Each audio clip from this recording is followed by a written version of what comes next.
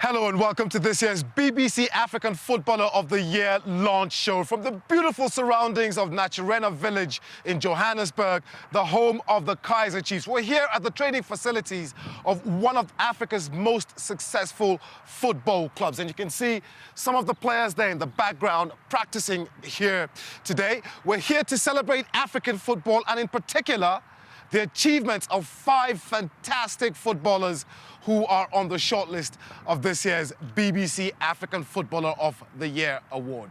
My name is Peter Okwoche. I'm not doing this alone today. Joining me here is the First Lady of Sports, the fabulous Carol Tshabalala.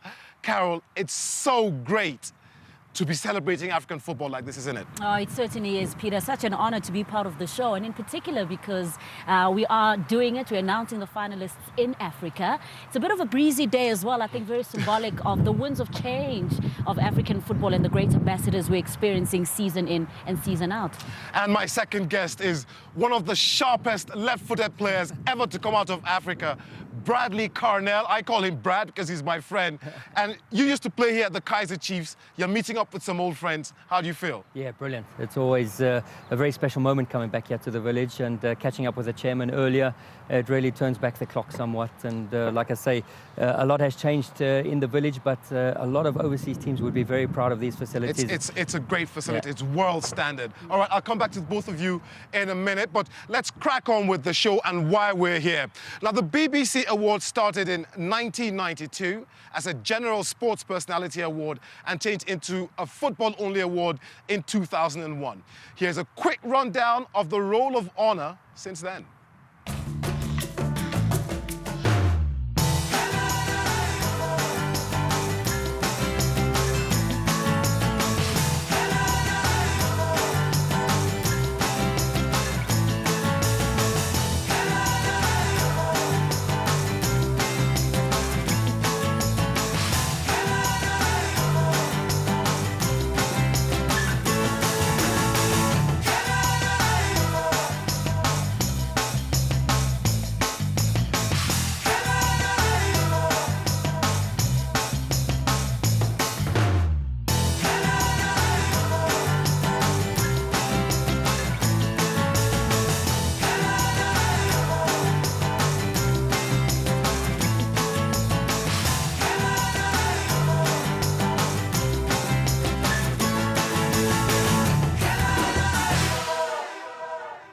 Some great names there then, legends of African football, and this is what it's all about. The winner of this year's BBC African Footballer of the Year will be presented with this award sometime in December. Let's not run ahead of ourselves. Let's start with the shortlist. Here is the shortlist, and in alphabetical order, the nominees are Pierre-Emerick Aubameyang of Gabon and Borussia Dortmund, Andre Dede Ayew of Ghana and Swansea City, Yacine Brahimi of Algeria and, of course, Porto, Sadio Mane of Senegal and Southampton, and finally, Yaya Toure of Ivory Coast and Manchester City. Let's hear a bit more about why our nominees were chosen. We'll start with the sharp-dressed goal scorer from Gabon, Pierre-Emerick Aubameyang.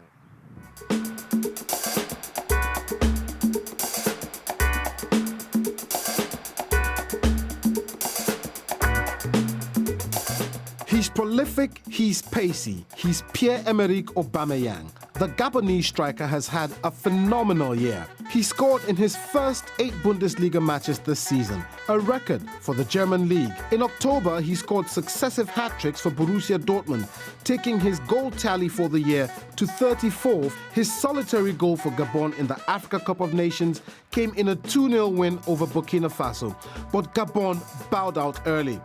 It's not all about the goals, though. His dynamic all-round play and assist for others make Aubameyang the perfect team player and secured his 3rd consecutive nomination for this award. Hello, my name is Pierre-Emerick Aubameyang. Please vote for me for the BBC African Footballer of the Year.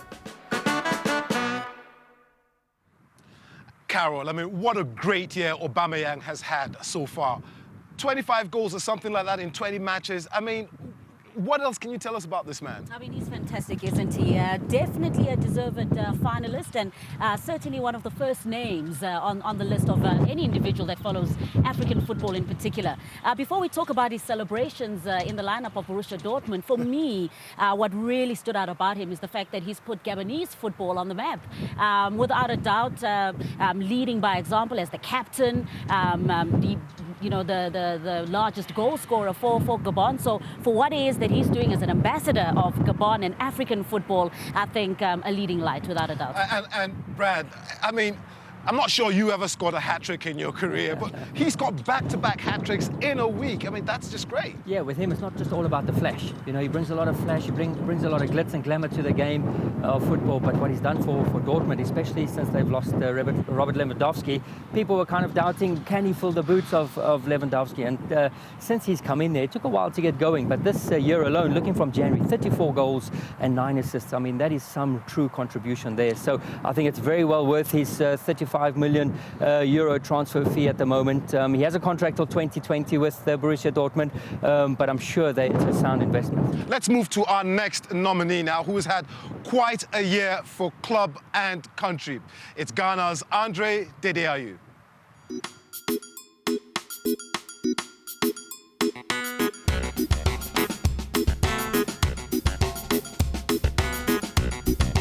It's been emotional, a good way of describing Andre Ayew's year. He sparkled for Ghana at the Africa Cup of Nations, scoring a late winner against South Africa and then in the semi-final against Equatorial Guinea. But despite netting in the dramatic penalty shootout in the final, the classy 25-year-old experienced agonizing defeat against Ivory Coast. More emotion as he left Marseille after a decade of service, but he made an instant impact after joining Swansea, scoring at Chelsea on his debut, then against Manchester United. He's won this award before in 2011. Can he become the first Ghanaian to win it twice? I'm Andre Ayew of Ghana and Swansea City. Vote for me for your BBC African Player of the Year 2015. Carol, are you surprised that even though he was available on a free, that most of the top clubs in the world didn't go for Andre Dede Ayew? Oh, no, well, very, very surprised. But the fact that for our African footballers, this year has been so special. Dede Ayew, obviously top of mind when you look at his exploits for the Black Stars at the Africa Cup of Nations. He's been fantastic, and how he's seamlessly been able to adjust from his wonderful exploits in Ligue 1 for Marseille, and now adapting beautifully to the English Premiership. He's a shining light, isn't he? And, I mean, Bradley, he's not playing for, with all due respect, one of the top clubs in England, but at least he gets pitch time. He gets to stay on the pitch, which is where we love to see him. Yeah, well, a lot of it's at his young age of 25. I mean, 2 World Cup appearances, 4 AFCON appearances. So he's so experienced in terms of, his contribution, what he can bring to any team. And I'm sure, as ones you have seen, that's a huge asset to them, contributing 5 goals this season already. So he influences a lot of players around him. Usually African footballers were part of a team. And now a lot of the clubs are building teams around African footballers, and they're having so much responsibility, and it's good to see him taking on that role there now. And that's a great thing, isn't it? I mean, we must mention the fact that we're surrounded by some of the great legends who've won this award here. Let's not forget that his father, Abedi Pele, won the award. Carol, do you think he can better his dad and win it for the second time? I think that's one thing that's also stood out about Dede, is that if you are forever having to live up to sort of the expectations and sort of living under the shadow of a great and absolute African legend like Abedi Pele, he was able to do it sterlingly at Marseille, and he's just continued in his stride. And as Bradley rightfully said, relatively young, but we've seen how he's been given sort of a major role in the Ghanaian setup and being tipped as a captain as well. So he's doing it beautifully, and only going to go from strength to strength. Yeah, also top goal scorer as well at the AFCON this year, contributing with 3 goals. So, he can do it when the crunch time is on and when it counts. I mean, and we mentioned this, Dad. So is it easier when you have someone of that level to look up to, to play at that level? Well, we all want to be, aspire to be something, and what a better person to have as your dad to be your role model, So I'm sure it plays a role in terms of his future development, and I'm sure he's enjoying it. Our third nominee is a very familiar face. Algeria's Yacine Brahimi. He won it last year. He's kept the midfield ticking for club and country.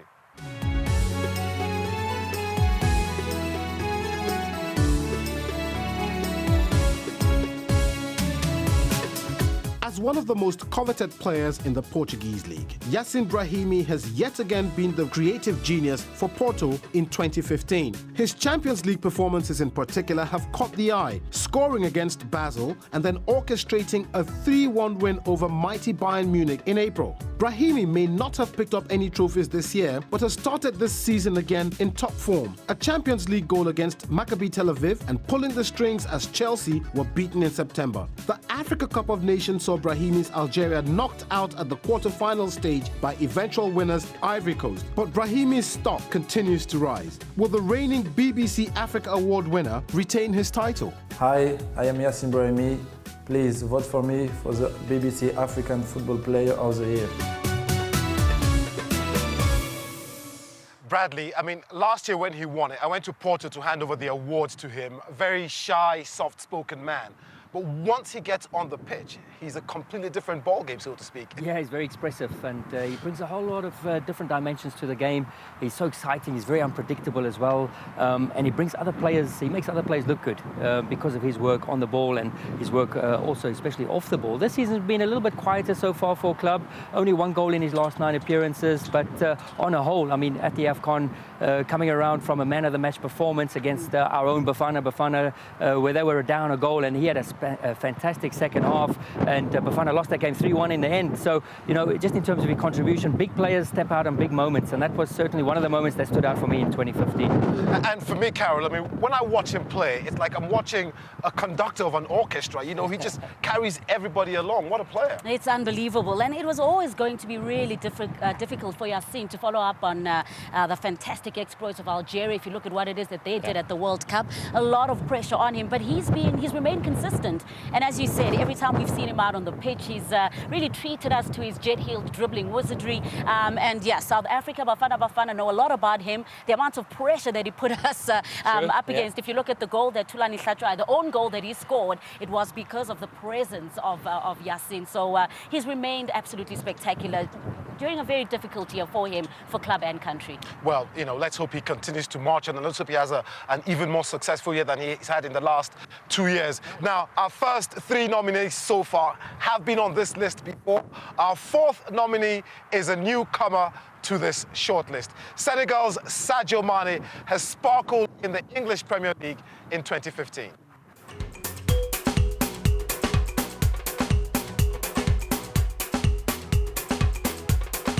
Senegal's Sadio Mane made global headlines in May 2015 in just 176 seconds. He scored the fastest hat-trick in English Premier League history against Aston Villa. Scoring vital winning goals against QPR and Crystal Palace helped Southampton qualify for the Europa League and made up for a disappointing Africa Cup of Nations. Coming back after injury, Mane couldn't prevent Senegal from exiting at the group stage. This season, the 23-year-old again caught the eye as Southampton won 3-1 at Chelsea and followed that up with a goal against Liverpool. With power and pace aligned with superb close control, Mane has been one of the stars of the season so far. I am Sadio Mane in Southampton from Senegal. Please vote for me for the BBC African Player of the Year. Carol, for such a young man, you know, I mean, what he's done in Southampton this year, and for Senegal, I must say, has been great. Hasn't it been refreshing to see an individual that, well, is sort of leading the charge in terms of the rejuvenation of Senegalese football? He really has been fantastic. They had a forgettable campaign at the Africa Cup of Nations, but him as an individual, I mean, he stood out. And then playing your trade for a team that's, well, can't be really counted in the upper echelons of, the Barclays Premier League, but still being able to put in such amazing performances, game in and game out. He's been awesome. And, you know, it's another thing like Andre Ayew, isn't it? The fact that he's playing in a club where he can, you know, start week in, week out and express himself on the pitch. Sure. Look, a lot of the contenders are playing week in and week out, also Champions League football. So obviously Southampton's not really doing that at the moment as well. But anybody who scores a hat-trick in 176 seconds, you know, against Villa in May, definitely deserves to have I remember watching that game and I couldn't believe it. Oh, another goal, another goal, another goal. So he's been fantastic, and everyone just, it's setting your mark on the biggest leagues in the world, you know, playing in Austria for Salzburg. You know, you want to prove yourself, challenge yourself for the next level, and he's really fitting the bill. Now time to reveal our 5th and final nominee. Yaya Toure is the powerhouse of African football who finally realized his dream in 2015.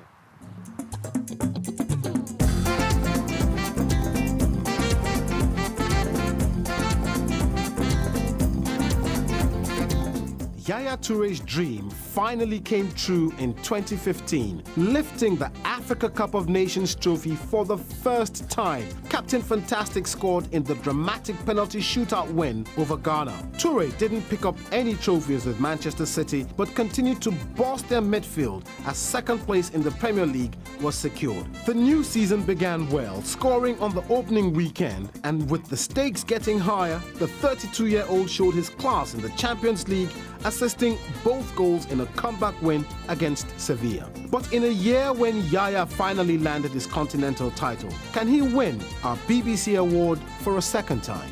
Hello, I'm Yaya Toure. Please vote for me for BBC African Footballer of the Year 2015. Bradley, power, pace, athleticism. What more is left to be said about this man? That's a man who's just won about won it all, and the most experienced man at the age of 32, winning Club World Cup. He's won the La Liga, Premiership, and now finally the AFCON in 2015. So he's really stood out, and his box-to-box contributions have been immense this season so far. I mean, apart from being the captain of Ivory Coast, in their famous win at the Africa Cup of Nations, the way he seems to drag his club side along with him, it's just great, Carol. It's unbelievable. I call him the Geppetto of Manchester City because he really does pull all the strings, doesn't he? He's such a hard worker, and he does it with ease, but he's such a marvel to watch, game in and game out. And I think 2015 really has been such a fantastic season for him, and he's proven that class remains eternal. Well, will Yaya Toure win the 2015 BBC African Footballer of the Year award? We'll have to wait and see.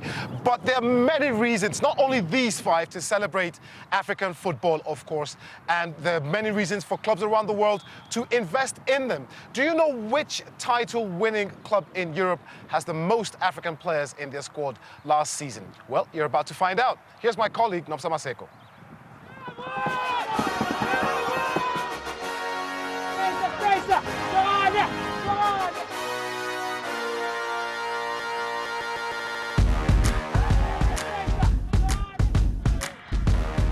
Best African footballer would just have to be Yaya Toure. He's simply the best. My favorite best player is Aubameyang. He's still young and he's skillful. He can take on players. Sadio Mane, because he is quick and very comfortable on the ball. For decades, Africa's very best footballers have embarked on a voyage of discovery to Europe to play for some of the biggest clubs in the world. Trailblazers like Eusebio and Kalusha Bwalia paved the way for players like Samuel Eto'o and Didier Drogba to become global stars. But what legacy have these legends created? In the 2014-2015 season, 147 African footballers played in the top 4 European leagues. 24 different nations were represented, with Ghana, Ivory Coast and Senegal topping the list. 59 of the 78 clubs had African representation, with Spanish clubs Levante and Granada playing the most, with 6. The impact a top African star can have on a European club is huge. Double BBC award winner JJ Okocha helped transform the image of English club Bolton Wanderers during his successful spell. You know, JJ is the god of football in Nigeria, and I think that he made a massive impact on football fans in Nigeria who became Bolton Wanderers supporters purely and simply because of what JJ did at his time at Bolton. Allardyce's current club Sunderland may not be at the top of the Premier League, but by setting up an academy in Tanzania, they hope to spread the word that a club outside the top 4 is worth supporting. We have a great synergy with the continent. Yeah. We started off with Invest in Africa, whenever we had players from Ghana at the football club, Stefan Sessegnon from Benin in the football club, and we recognise the great synergy between our football club and between the African continent and supporters. Germany, Spain and Italy have their eye on African markets too. Juventus have a soccer school in Nairobi, and Barcelona have built academies in Rwanda and Uganda. For Bundesliga clubs, it's more about buying the best African players who've already impressed in Europe. If you want to sign a young African talent, 16, 17, 18-year-old, you cannot play him in Germany in the under-19. You cannot play him in the under-23 team simply out of legal reasons, immigration reasons. So he has to be straight in the professional team in the Bundesliga. Of UEFA's 53 member nations, 33 of the title-winning sides last season had African representation, with Belgian champions Ghent leading the way with 6, closely followed by the Danish and Swiss title winners. And it was a great season for Nigeria's Moses Simon. He contributed goals to 2 title-winning sides, moving from Slovakia's Trenčín to Ghent, scoring 13 goals in total. The beautiful qualities of African football are on display all over the world. High achievers who continue to inspire the new generations to be the very best they can be. And we celebrate those achievers in our nominations for 2015. And indeed, African footballers have become a force to be reckoned with all over the world. Let's just remind you of our shortlist for the BBC African Footballer of the Year 2015. First, alphabetically, we've got Pierre-Emerick Aubameyang, who plays for Gabon and, of course, Borussia Dortmund. We have Dede Ayew of Swansea and Ghana. We've got Sadio Mane, Senegal and Southampton, Yacine Brahimi of Algeria and Porto, and of course Yaya Toure of Ivory Coast and Manchester City. Now, every vote counts. You can vote for free for any of your preferred players online at bbc.com/African football, or you can vote on your phone by SMS. Text it to +44 7786 20 20 08. If you're texting, you need to text the number of the player you wish to vote for from the following list. So text 1 for the goal machine, Pierre-Emerick Aubameyang. Text 2 for the playmaker, Andre Ayew. Text 3 for the midfield maestro, Yacine Brahimi. Text 4 for the lightning quick, Sadio Mane. Or text 5 for the powerhouse, Yaya Toure. That number again is +44 7786 20 20 08. Standard international text rates apply. Please check with your service provider. SMS text messages are limited to 1 text per mobile phone number. For more information about the players and terms and conditions, visit bbc.com/African football. Voting will end on the 30th of November at 1800 GMT. Well, there you have it. It's been quite a show. Thank you very much to the Kaizer Chiefs for hosting us. Thank you to Brad and Carol for being our guests and for their expert analysis here on the program. And for you, the fans, remember, don't forget to vote. I am Peter Okwoche. Thanks for watching. Goodbye.